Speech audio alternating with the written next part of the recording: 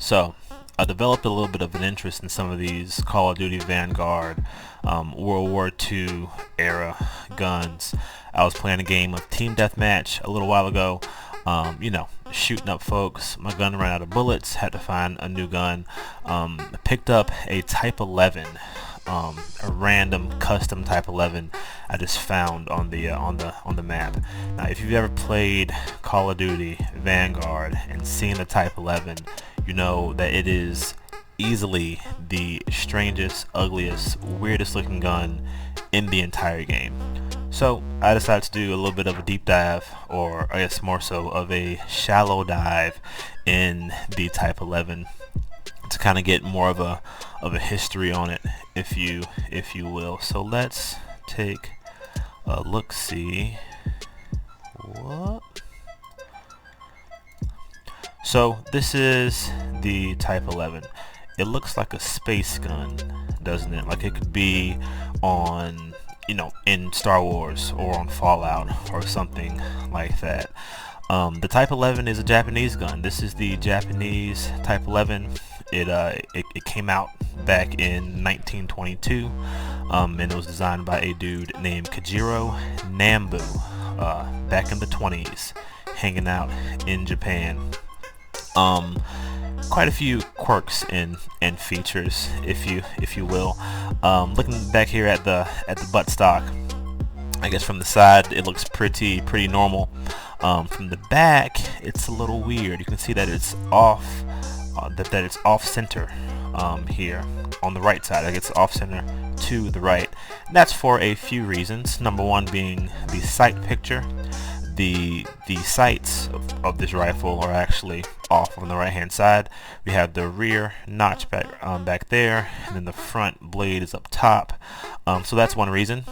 Helps with getting a better sight picture. The second reason is for disassembly or field stripping of the gun. So in order to field strip the Japanese Type 11, so you would just pull the rear receiver. This is the rear receiver. You pull that out towards you. If the buttstock was, in line with the rear receiver, it'd be a lot harder to field strip the rifle. So that's the second reason.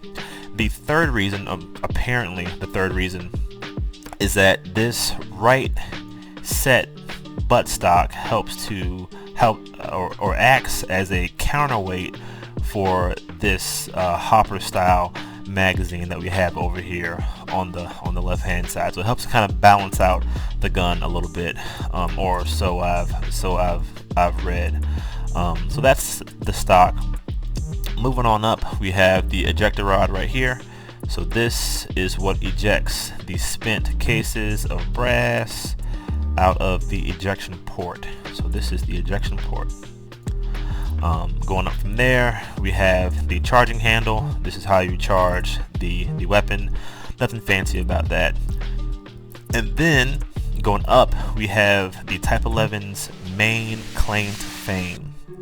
This really bizarre, super strange hopper feeding box magazine. This is not a box style magazine. This is a hopper style magazine, which was really strange for its time. I guess a lot of guns around this era, or in the World War II era, had box style magazines. This is not a box style magazine. This is a hopper magazine. So how it works is you lift this handle up, and then you insert stripper clips into the hopper. So each stripper clip contains or holds 5 bullets, and then you load a total of 6 stripper clips into the hopper. So each of these silver kind of blocks that you see there, those are individual stripper clips. At the bottom of this, there are teeth down at the bottom of the hopper that kind of shift to help move bullets, into the actual gun, into the actual action of the rifle, which allows it to, shoot and things like that. So why stripper clips? Why did Nambu implement stripper clips instead of like a box style magazine or maybe even like a belt-fed operating system. So the whole theory was Nambu really wanted to integrate the infantryman stripper clips with the light machine gun platform. So in essence, the Type 11 could use the same ammo in the same form factor that a standard infantryman used. So I guess worst case scenario, they're out at battle, the light machine gun runs out of ammo. You know, any old infantryman could provide ammo for the light machine gunner.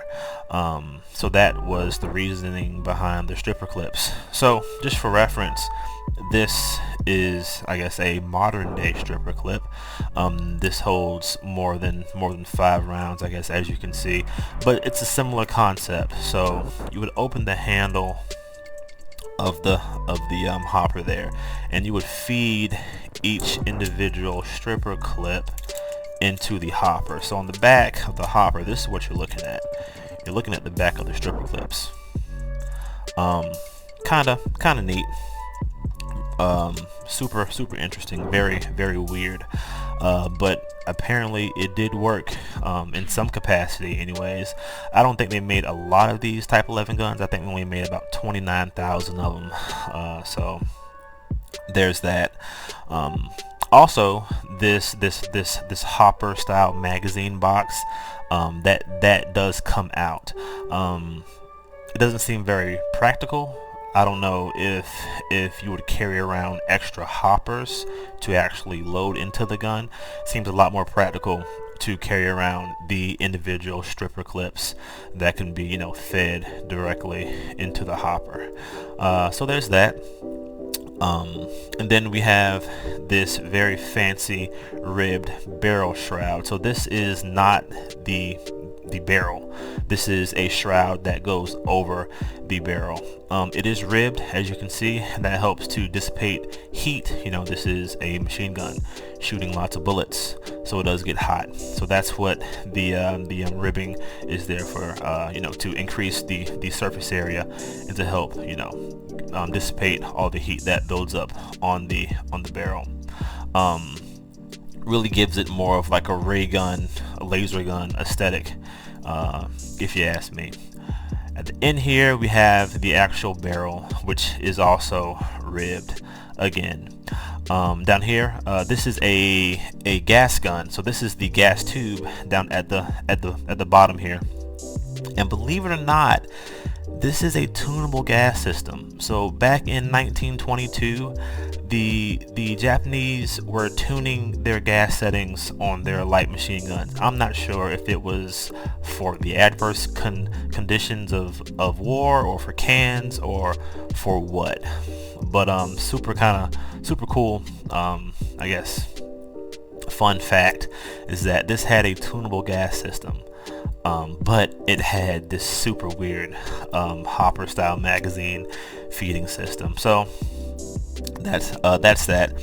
Kind of interesting. Just a little info on the Japanese Type 11.